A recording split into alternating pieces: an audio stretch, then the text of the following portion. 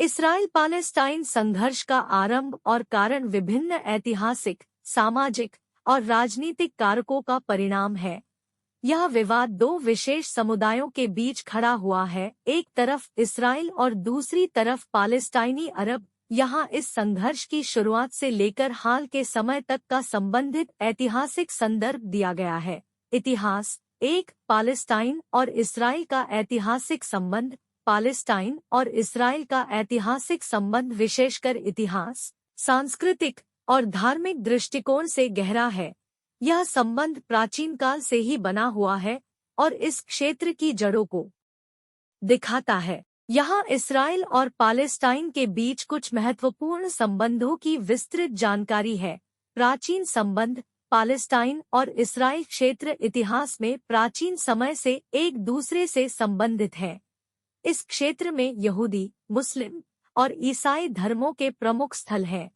यहूदी और मुस्लिम संबंध इतिहास में यहूदी और मुस्लिम समुदायों के बीच अनेक युद्ध और संघर्ष हुए हैं। इस क्षेत्र में मस्जिद अक्सा और वेस्टर्न वॉल, यहूदी बेथलहेम की स्थिति के कारण यह विवादित स्थान हुए हैं। ब्रिटिश शासनकाल 20वीं सदी की पहली तिमाही में ब्रिटिश साम्राज्य ने पालेस्टाइन क्षेत्र को अपने नियंत्रण में रखा और वहां के जनता के बीच आपसी विवाद को बढ़ाया। यहूदी दृष्टिकोण यहूदी धर्म के अनुयायियों के लिए इसराइल एक प्राचीन और पवित्र स्थान है जो उनकी धरोहर और इतिहास का हिस्सा है।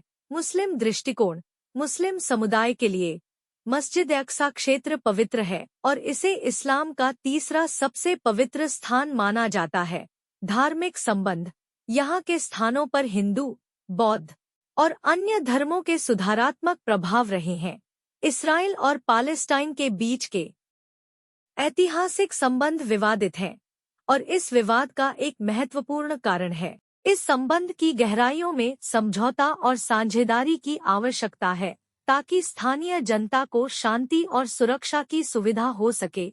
ब्रिटिश मांडेट जिसे ब्रिटिश मांडेट ऑफ पालेस्टाइन भी कहा जाता है, वह अवधि थी जब ब्रिटिश साम्राज्य ने पालेस्टाइन क्षेत्र को अपने नियंत्रण में रखा। इस अवधि का समय 1920 से लेकर 1948 तक था।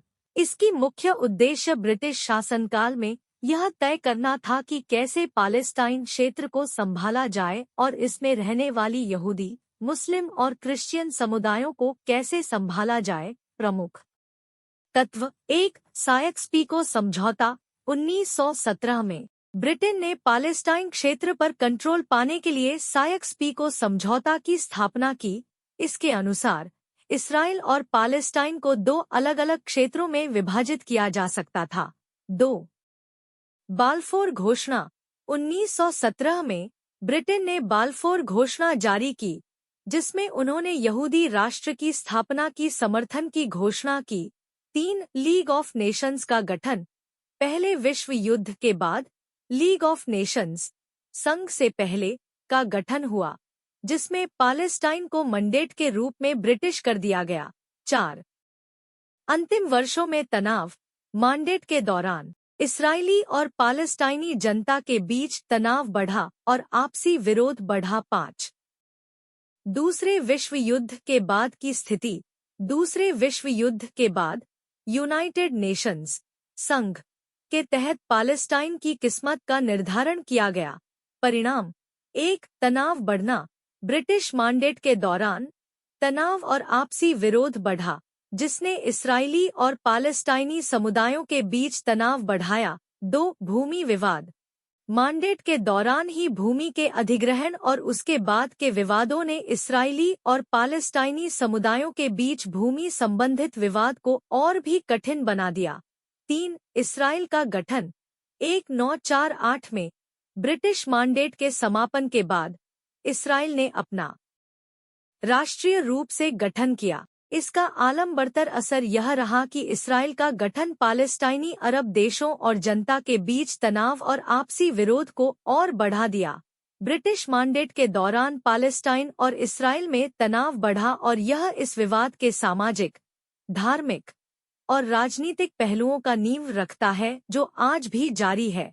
इसराइल का गठन 1947 में संयुक्त राष्ट्र ने इसराइल और पालेस्टाइनी राष्ट्र का गठन करने के लिए एक योजना बनाई, जिसे पार्टीशन प्लान कहा जाता है। इस योजना के अनुसार पालेस्टाइन को दो अलग अलग राष्ट्रों में विभाजित किया जाना था, एक तरफ इसराइल और दूसरी तरफ पालेस्टाइनी राष्ट्र।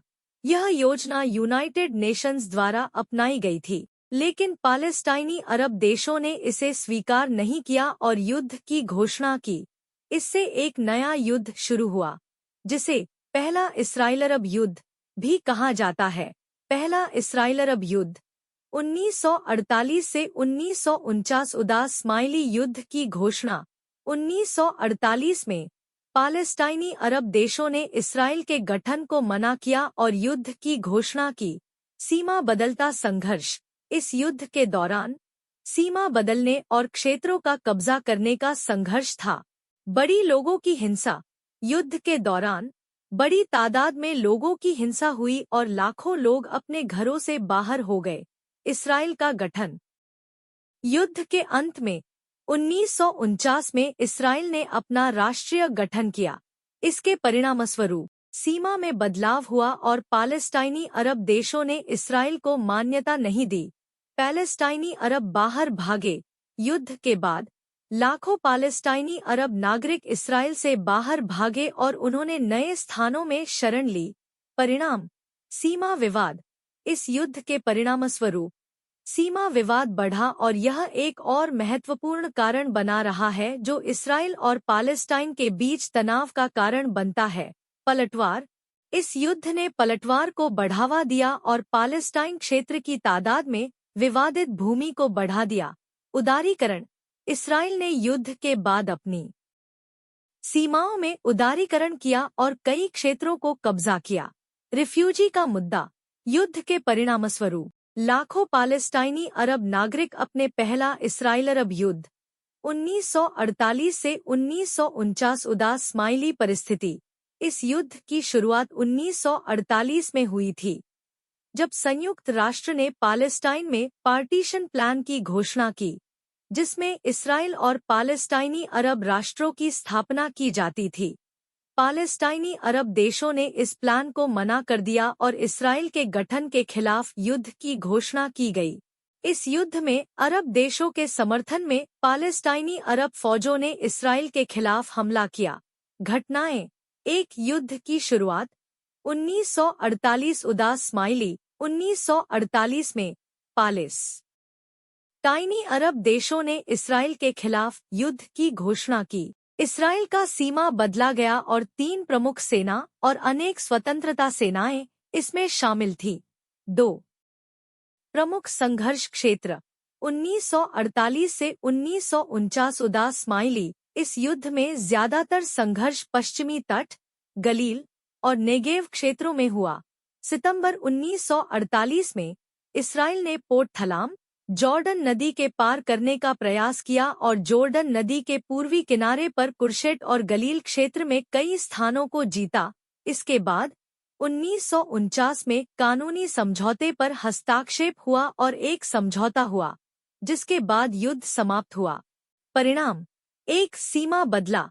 युद्ध के परिणामस्वरूप इसराइल का सीमा बदल गया और उसने कई समृद्धि प्राप्त की। यह इसराइल के गठन को स्थापित करता है और पालेस्टाइनी अरब देशों के साथ सीमा विवाद का आरंभ करता है।